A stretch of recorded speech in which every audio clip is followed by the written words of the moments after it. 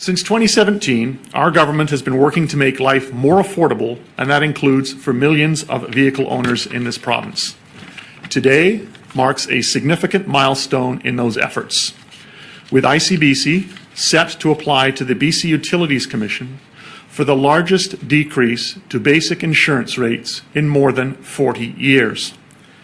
With its approval, starting May 1st, drivers will begin seeing savings of 20%, or about $400, on their basic and optional vehicle insurance as a result of ICBC's new enhanced care coverage. In fact, some customers will see savings on their optional insurance even sooner than expected, as ICBC will be reducing its third-party liability rates starting February the 1st. Then, when enhanced care takes effect in the spring, millions of British Columbians will also receive a one-time prorated refund. Our goal is to leave more money in people's pockets over the longer term. Government has directed that ICBC's basic rate application cover 2 years instead of the standard 1 year, helping to provide predictability on these lower basic insurance rates through to at least early 2023. Tomorrow's basic rate application also sets out how ICBC will contribute to a fund that will help ensure better rate stability in the future.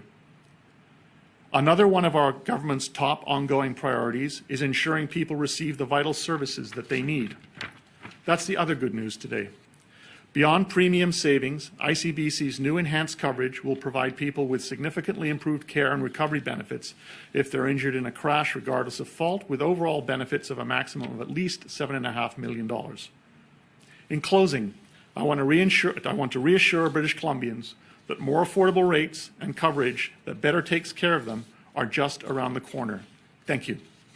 Minister, this is a question for you and Nicolas Jimenez as well.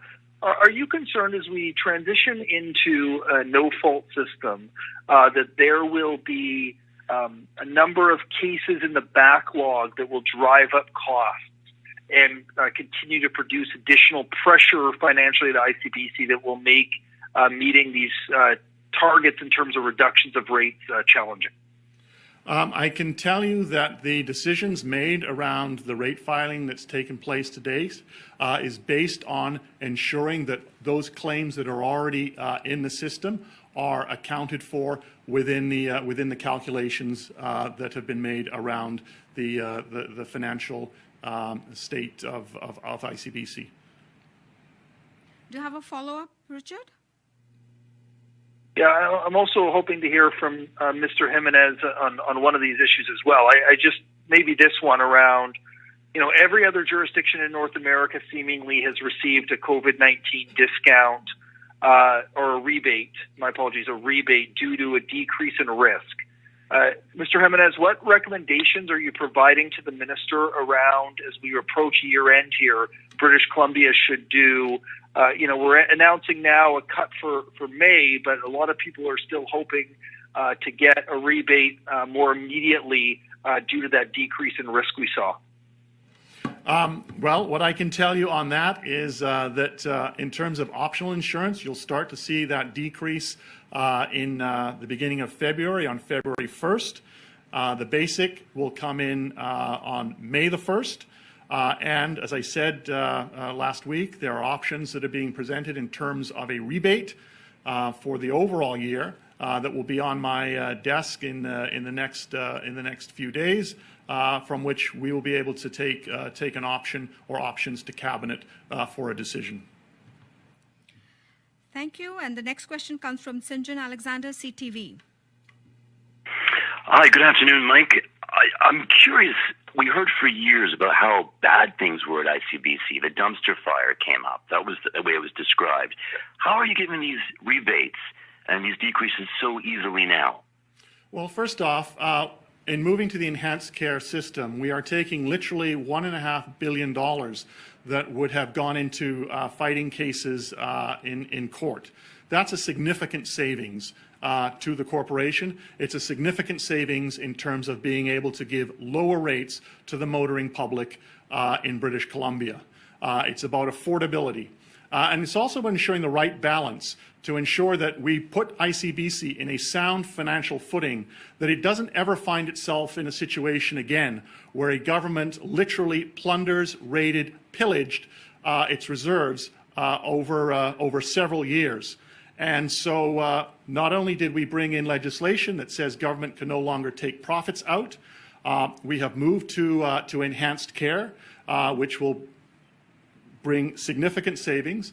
And so British Columbians will be able, as of May 1st, to see an average of $400 savings a year for each of the next 2 years. Follow-up, St. John? Yes, please. The rebate as well, how will that look? Will people have a choice in how they can spend it? Will it be applied to their premiums the following year? Will they be given a check? Will they have a choice in what they can do with that money? It will depend on how they paid their insurance. So if you wrote by check or paid by cash, then you will get the rebate in that form. If you did it on your credit card, then it will be credited back to your credit card. Question this afternoon, and that comes from Rob Shaw, Vancouver Sun. Rob, go ahead, please. Hi, Minister. The application for the rate reductions to the Utilities Commission, which is independent and theoretically could choose not to grant it or ask for a smaller decrease depending on how it analyzes ICBC's finances. What would you do if the Utilities Commission doesn't approve what you're requesting here? We fully expect the Utilities Commission will be approving the largest rate decrease in over 40 years for ICBC. Follow-up, Rob? Okay, but it is an independent commission, and it could decide to do something else based on the various metrics of ICBC, like, its minimum capital threshold and all sorts of different ways it could analyze it. So are you prepared to direct the commission if they don't approve with what you're doing here? That's why that the rate filing will lay out why this is the right thing to do, and that ICBC has not only ability in terms of being able to provide the rate reduction, but will also have in place the necessary financial stability to be able to do that. I've got Nicolas here who can go into a bit more detail, but let's put it this way. May 1st, British Columbians are going to get the largest rate reduction on their ICBC it'll be the largest rate reduction in 40 years. Well, I would say one additional thing to your question, Rob. So, ICBC has a team of actuaries working to get the math right. We have an external actuary who's checking our math. We've hired Ernst & Young to provide an independent assessment of the assumptions that we've made. And all three parties feel that we've got our case solidly made. So we'll put it forward in the Commission. The Commission will do their review. And as the Minister said, we feel very confident that they're going to agree with our assessment of the largest rate reduction in over 40 years for ICBC's customers.